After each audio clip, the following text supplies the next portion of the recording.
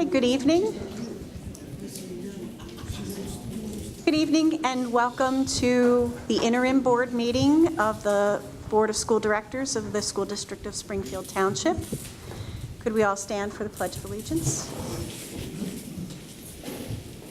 Pledge allegiance to the flag of the United States of America and to the republic for which it stands, one nation, under God, indivisible, with liberty and justice for all. We had an executive session at 6:30 p.m. to discuss a student matter.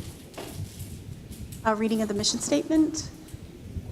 The mission of the School District of Springfield Township is to educate and develop all students as learners and citizens who are high-achieving, resilient, and responsible in a changing global community. Ms. Kerr? Mr. Bedard? Here.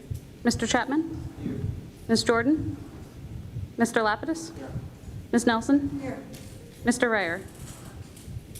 Ms. Sarsfield? Here. Ms. Lipinski? Here. Dr. Taratuski? Here. Announcements.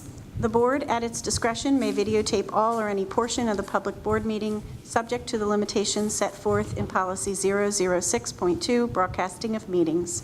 Board meetings will be broadcast on Friday afternoon following the board meeting.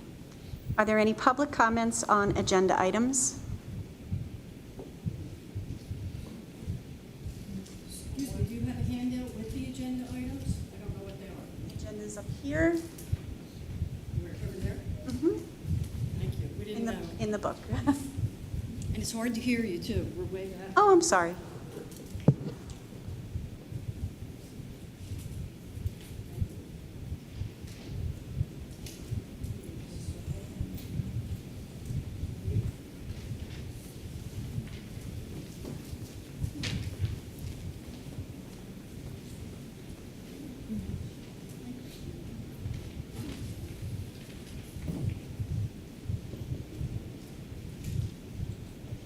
Any comments on agenda items? Reports and information, Dr. Hacker.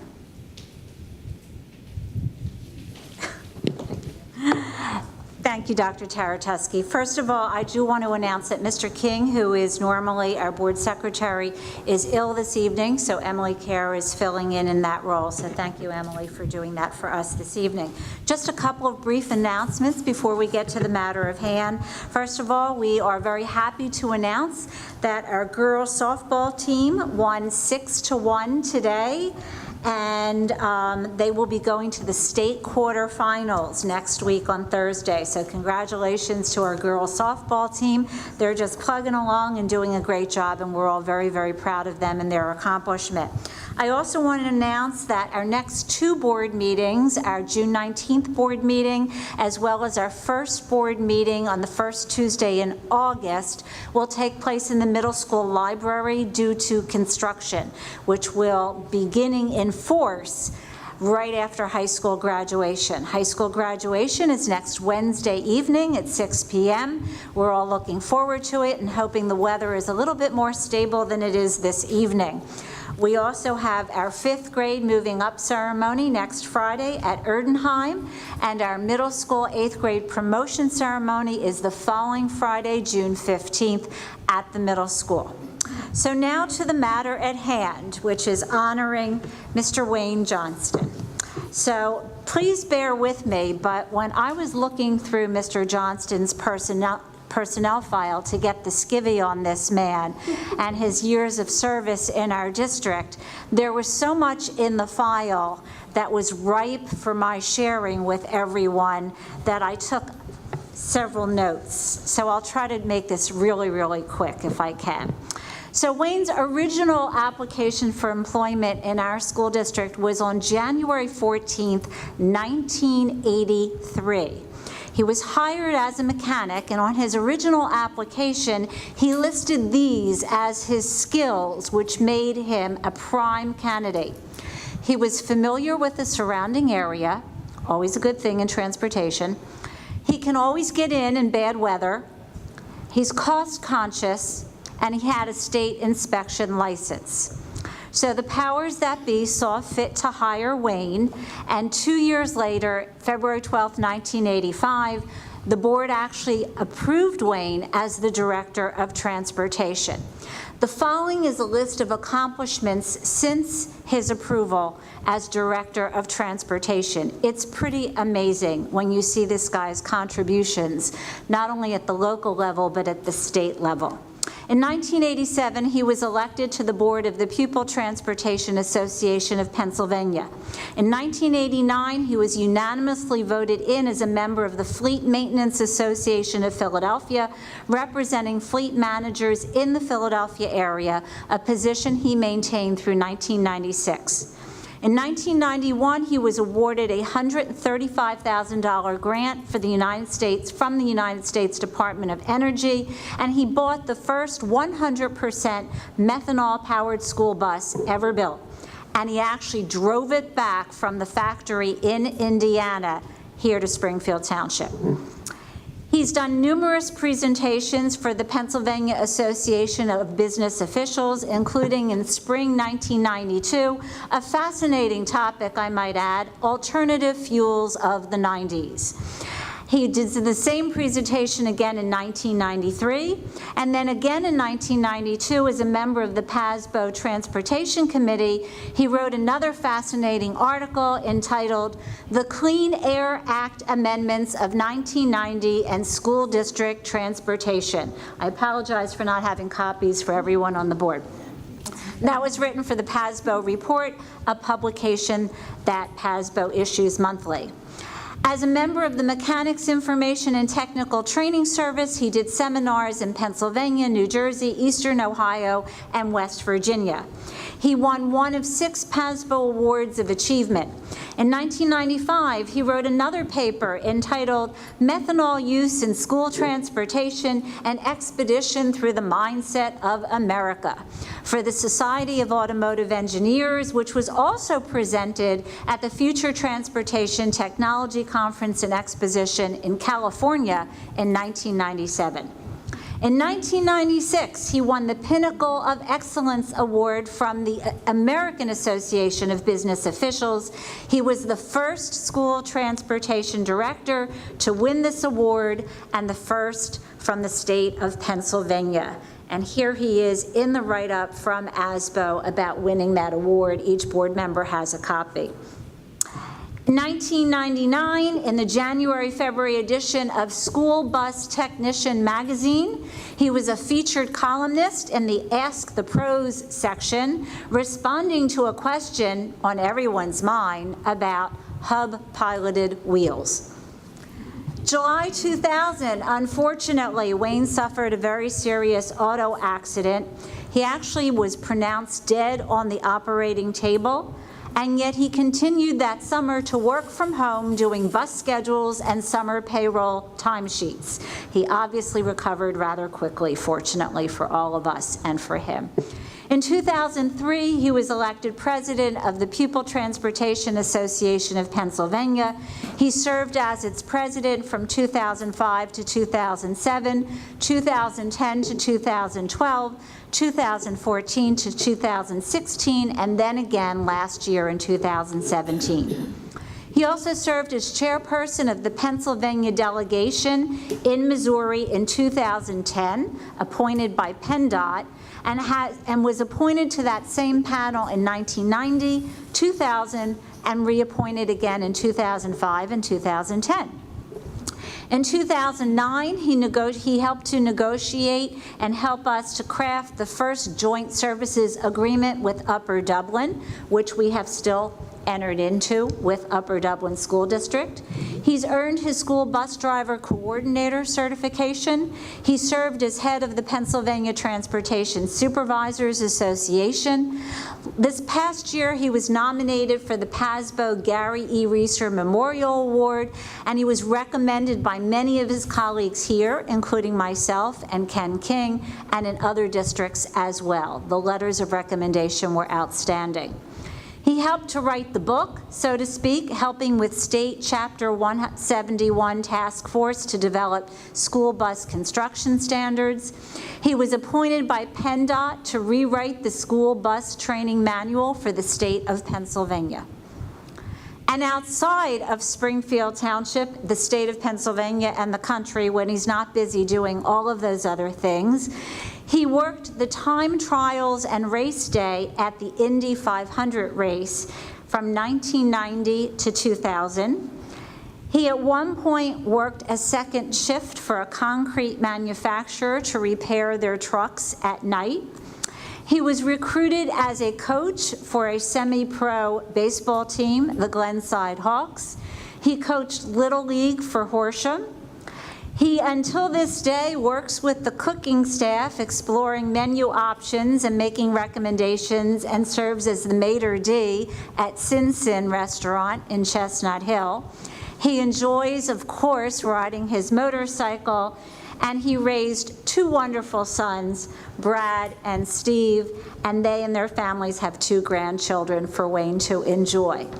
So, Wayne, it's hard to believe that you found time to do your actual real day job here in the school district, given all of the service that you've given not only to the children of Springfield Township, and I highlight the word children because people often forget that the primary role of transportation is really to serve the children and their families.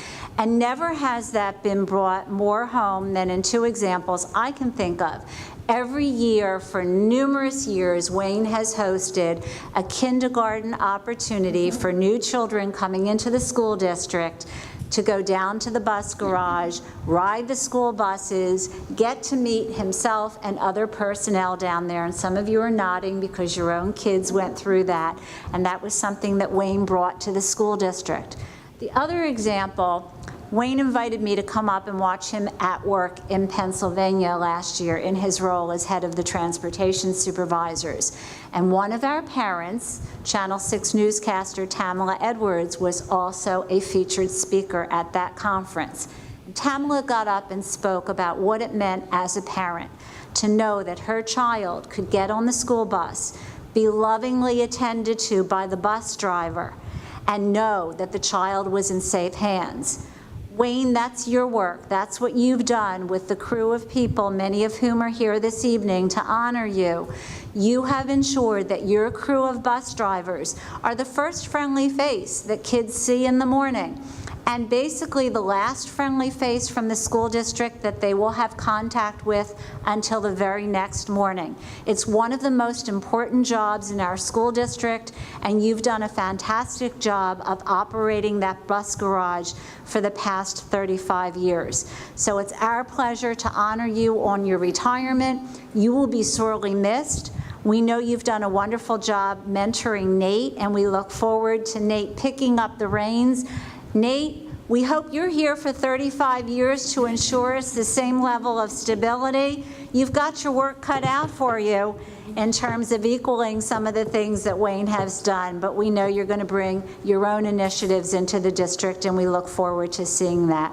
So Wayne, congratulations. We wish you many years of good health and happiness in your retirement. So please come forward and accept this small gift.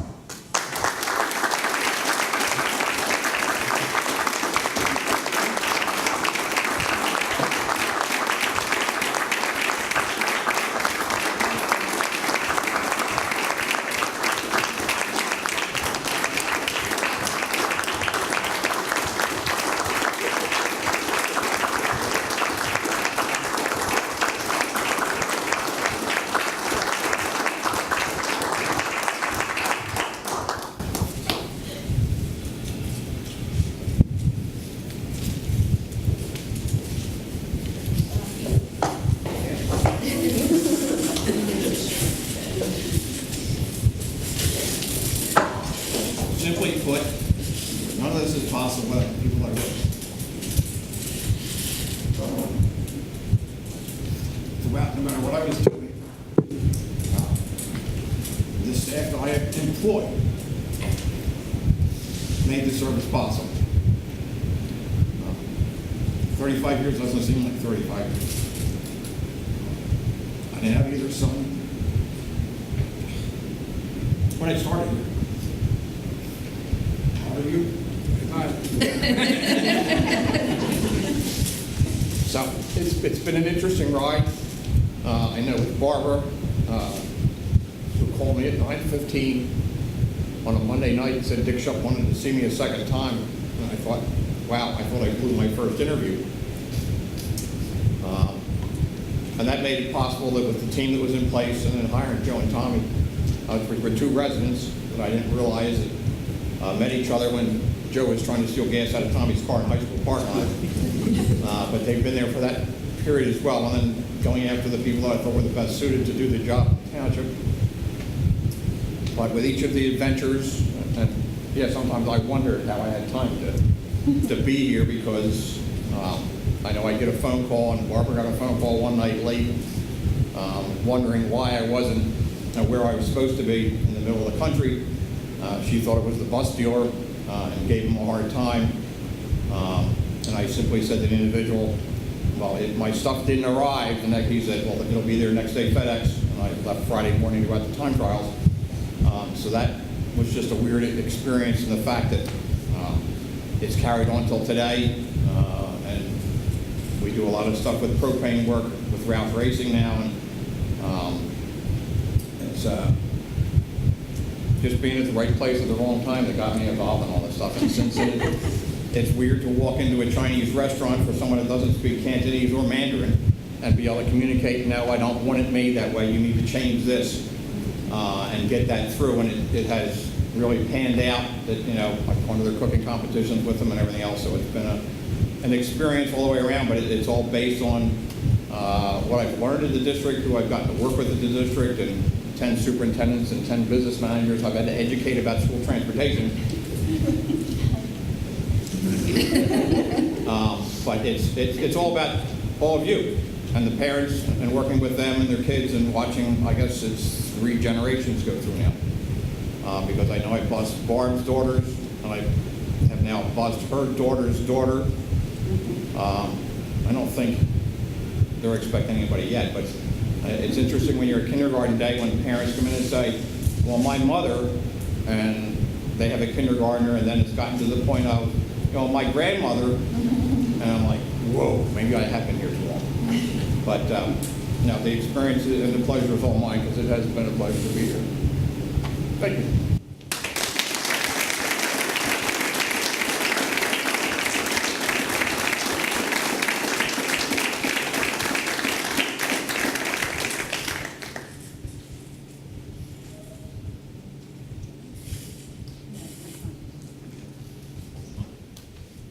Thank you very much, Dr. Hacker. And Wayne, we wish you the best in your retirement.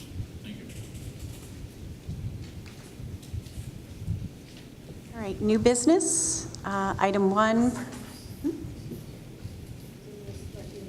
Yeah, he's not here. So thanks. New business, number 1, personnel. Recommended motion. The Board of School Directors approves the following personnel as presented in the attachment: administrative personnel, certificated personnel, support personnel, temporary personnel, all except item 1A, extended school year, extra pay for extra responsibilities, and conference workshop attendance. Is there a motion? And a second? Any comments or questions?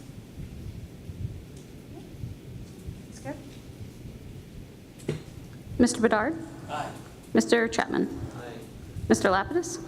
Ms. Nelson? Aye. Ms. Sarsfield? Ms. Lipinski? Dr. Teretuski? Aye. And an additional motion is that the Board of School Directors approves the following personnel presented in the attachment: temporary personnel, item 1A. Is there a motion? Motion. And a second? Second. Comments or questions? Mr. Bedard? Aye. Mr. Chapman? Aye. Mr. Lapidus? Ms. Nelson? Ms. Sarsfield? Ms. Lipinski? Dr. Teretuski? Aye.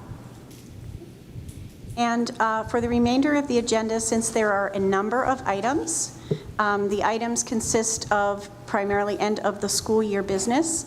I'd like to make a motion to approve all items number 2 through 25. on the current agenda. Is there a motion? Second? Any comments or questions on any items? Mr. Bedard? Aye. Mr. Chapman? Aye. Mr. Lapidus? Ms. Nelson? Aye. Ms. Sarsfield? Aye. Ms. Lipinski? Aye. Dr. Teretuski? Aye. Are there any public comments on non-agenda items?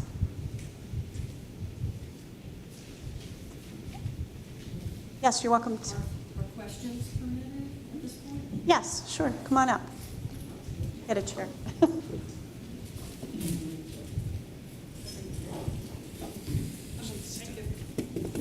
sorry, I'm new to this meeting. That's fine. If you could just state your name and address. Okay, for my the name's record. Rita Ford, and I live at 24 Glen Circle in Erdenheim.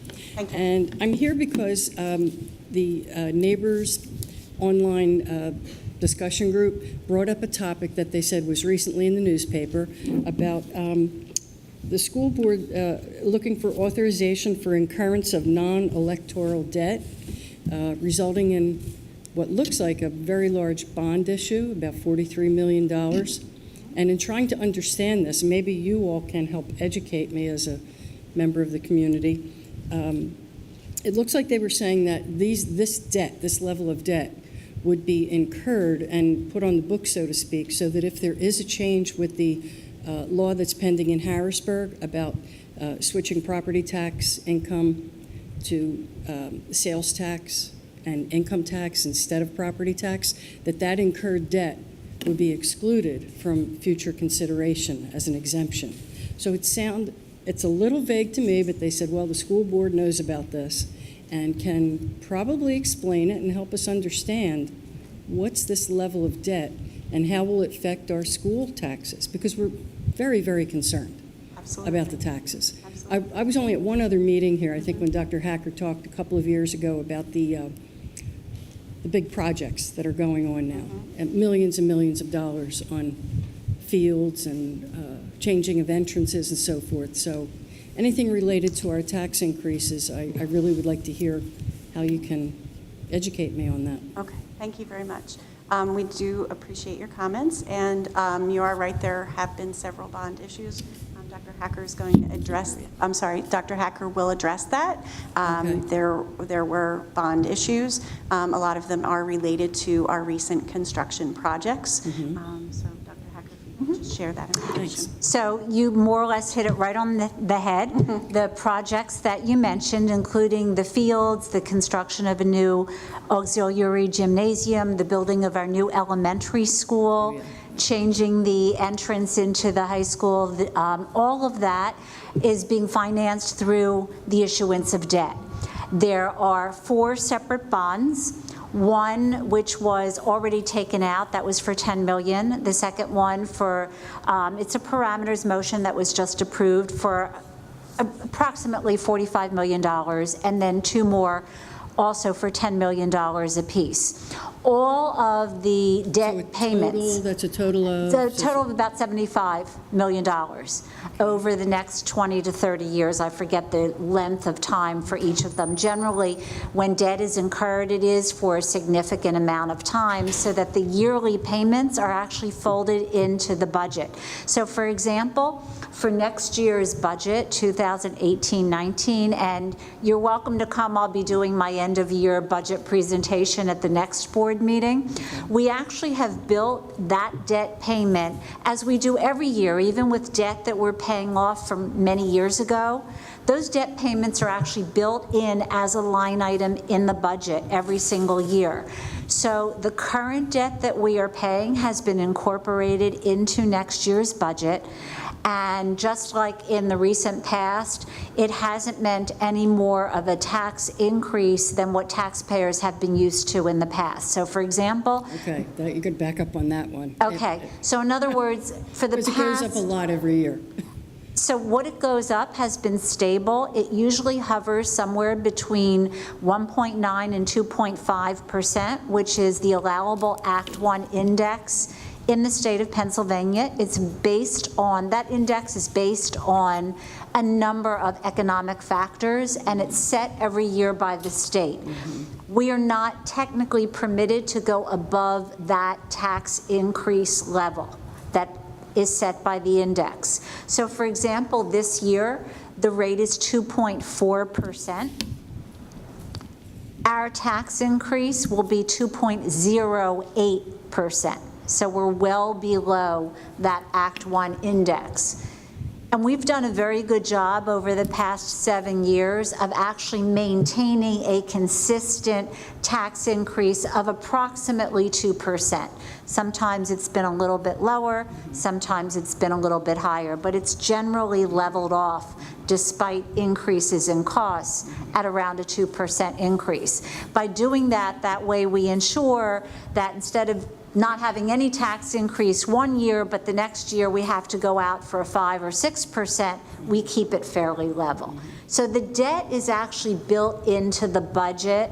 And the point that I was making is, despite the fact that we have these massive construction and renovations projects, taxpayers won't feel any more of an impact than they normally do from one budget year to the next as a result of those projects. Okay, that I don't understand, because if you're talking about $75 million of bond issue, I understand it's spread out.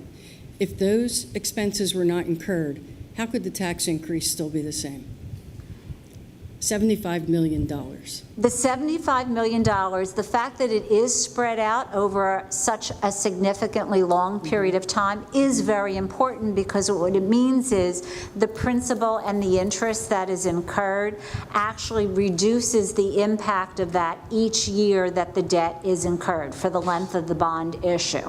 So what that does is reduce the yearly impact, and as I said, that's built into the budget. What ends up happening is we've been paying off debt for various things in the school district for years and years and years. What happens is maybe this particular year, debt from, or the interest and principal from debt that was taken out 20 years ago may be finalized, and we no longer have to pay that, so it's replaced with new debt. Debt is fairly consistent in school district budgets on a yearly basis, because districts are always incurring debt for different types of projects.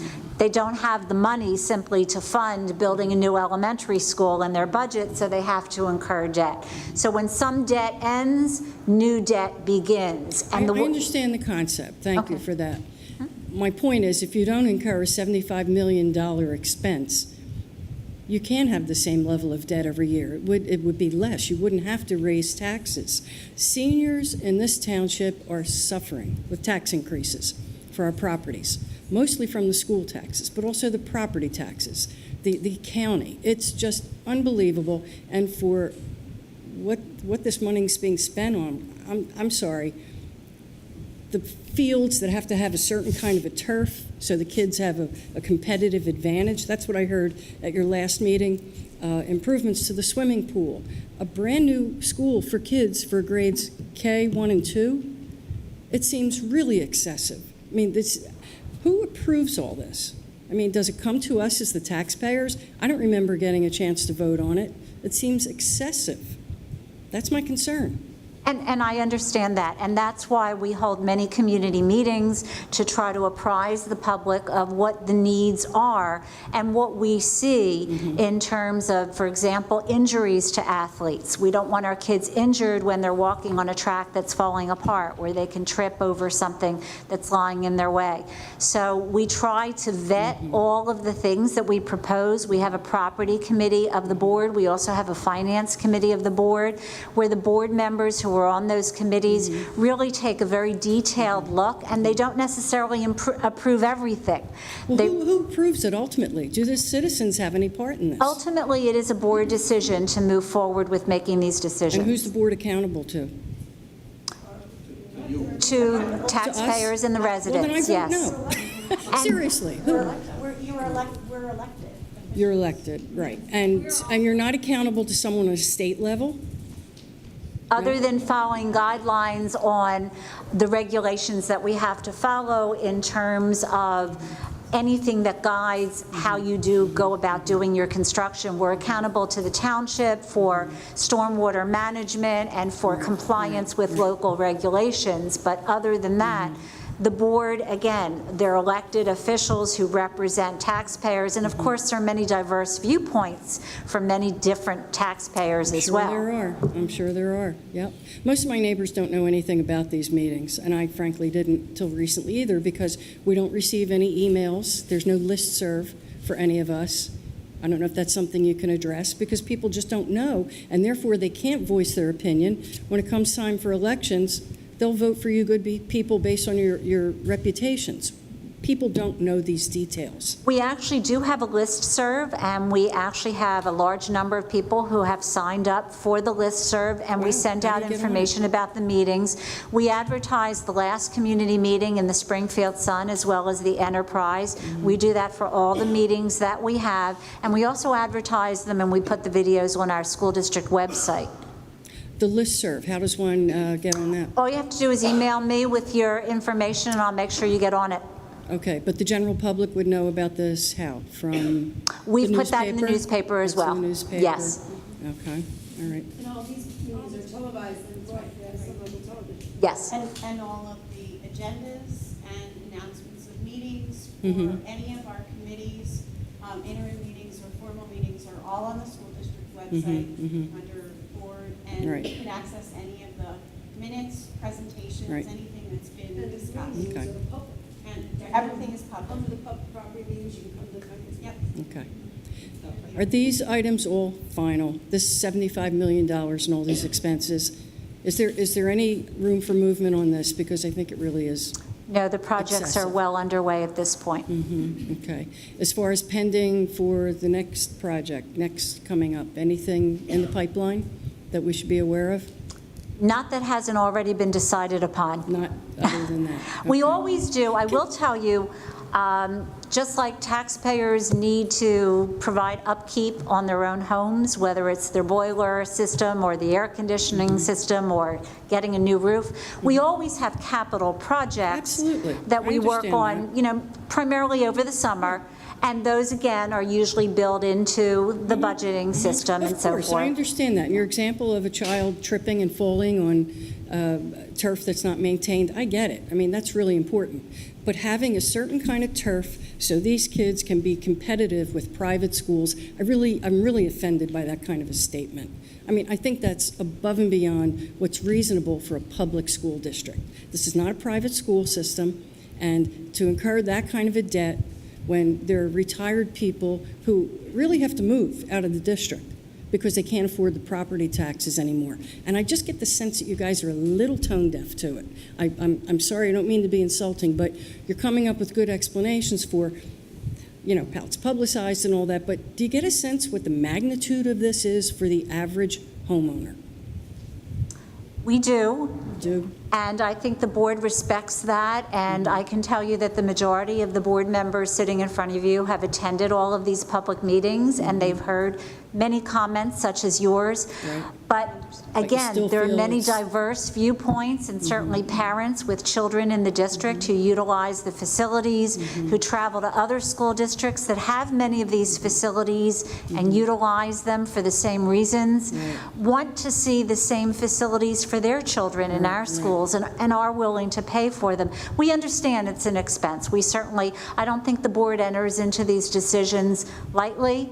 As I said, they've been talking about these projects for the past 5 years. It's been a significant period of time that there have been discussions about these. They're thoroughly vetted, and we do keep to very strict budgets in terms of the planning for these projects.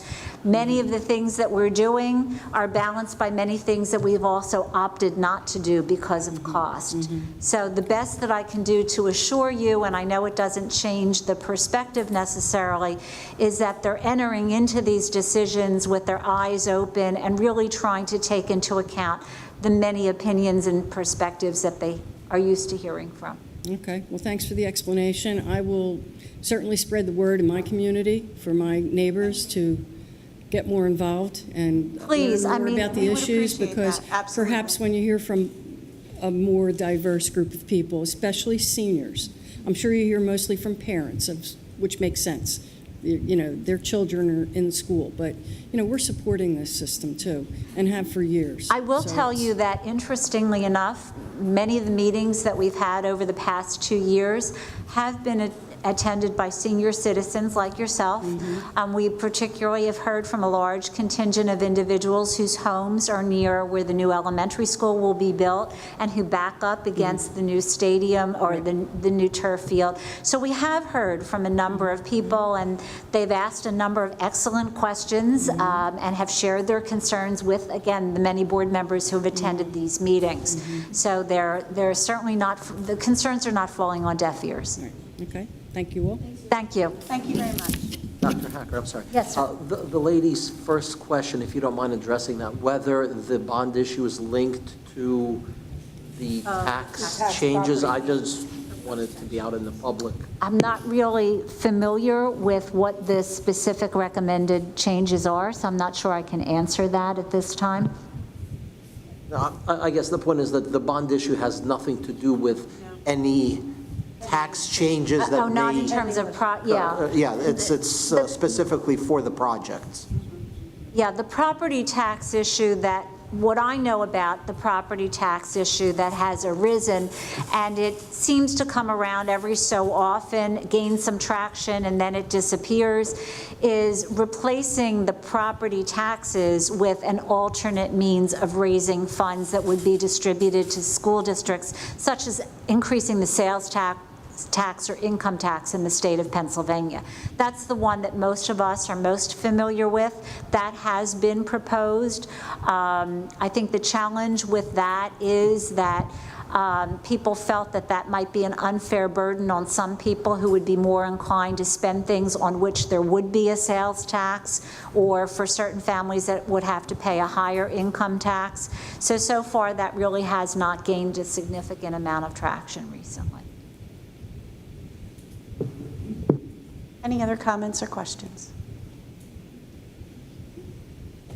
Future meeting dates. Please note that, as Dr. Hacker mentioned earlier in the meeting, that there is a change of location for our school board meeting on Tuesday, June 19th at 7 p.m. That will be in the middle school library, and the interim board meeting on Tuesday, August 7th at 7 p.m. will also be in the middle school library, and there are no board committee meetings scheduled at this time. Thank you very much for coming. Have a good afternoon or good evening.